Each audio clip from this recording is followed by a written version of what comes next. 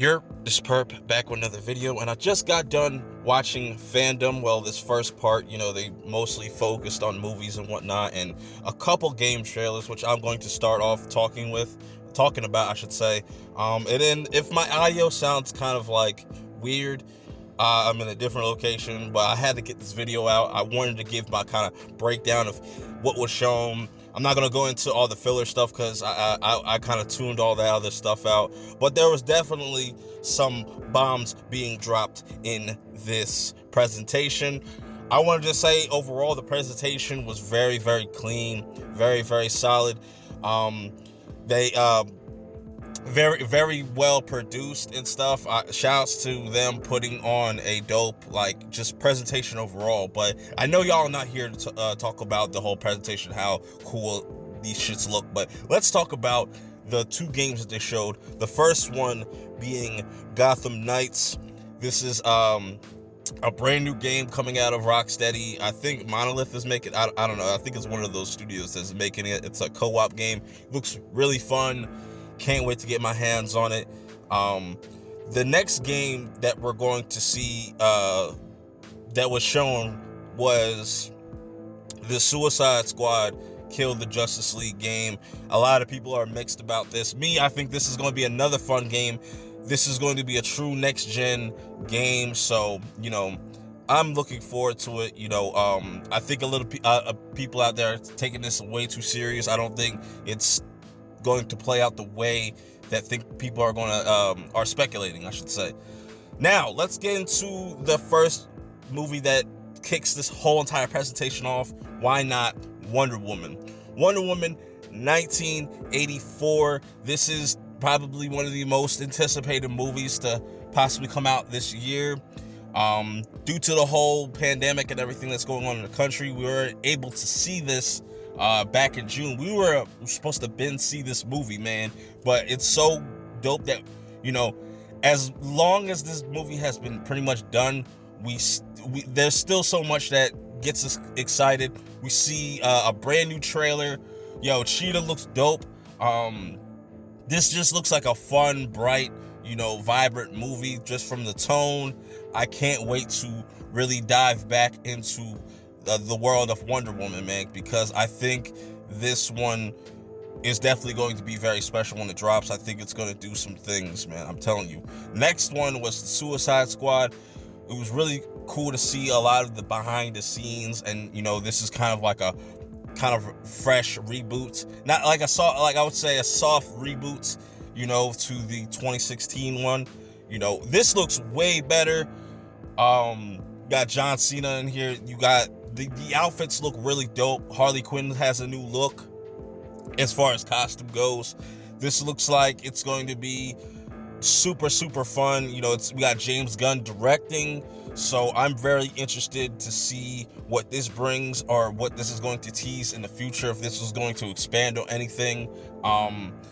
Really dope. I want to see what James Gunn can do differently than David Ayer. Probably, light up the tone a little bit, but still keep it gritty because we're dealing with villains. These are not heroes. Okay, so with that being said, that's my whole, thing about the Suicide Squad. The next thing, we got to talk about this. The Zack Snyder's Justice League, Snyder Cut, whatever you want to call it. Probably the most controversial movie on this whole entire event. You have people that love it, some people that hate it. You got some crazy cultists on the left, and you got some people that just want to see Zack Snyder get his vision out. But I gotta say, I'm glad for Zack Snyder getting his vision out there, even though I just feel like it's kind of a waste of time. Whatever. I'm here to watch it. It's gonna be a 4-part event type thing that's gonna go on HBO Max. But that trailer that they showed was mid as fuck. That was a big pack of mid. That was a loud pack of mid. But there was some cool things with the Flash in it. Darkseid looks absolutely terrible. I don't understand why people are going to try to defend that. You cannot defend that. That shit looks trash. Steppenwolf, I don't like how Steppenwolf looks. Desaad, the dude that serves fucking Darkseid. He's the only one that kind of looks better out of the three when you're dealing with the CG characters, you know. But overall, I'm still going to check it out. Maybe, you know, it could still surprise me and I'll be like, all right, this was a better movie. Still, I don't like, it's definitely a finesse. Like I always said, that this Snyder Cut has always been a finesse. Regardless if it's good or bad, it really doesn't matter. You know, all that matters at the end of the day is the fans got what they want, you know, so it's cool. Like I said, for me, I would have put that money towards something else. That's just me. I still think it's a waste of time. Trailer was meh.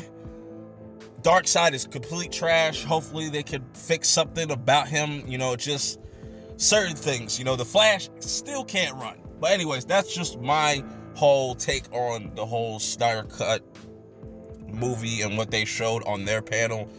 Moving on to the next, we have the Black Adam panel, and I gotta say, this is definitely one of the most hyped panels.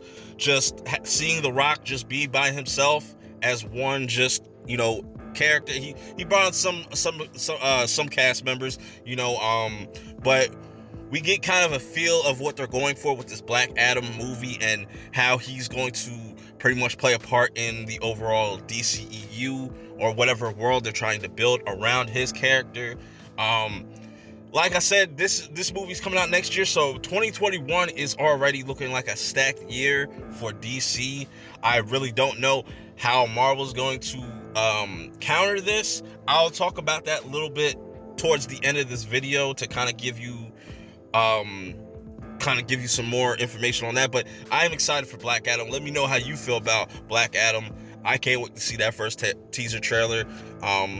But next we got Aquaman 2. We didn't really get any footage from Aquaman 2 because that movie is not coming out till 2022, so it makes sense that they're not even going to start shooting that. But it's exciting to see them kind of dive into this world again.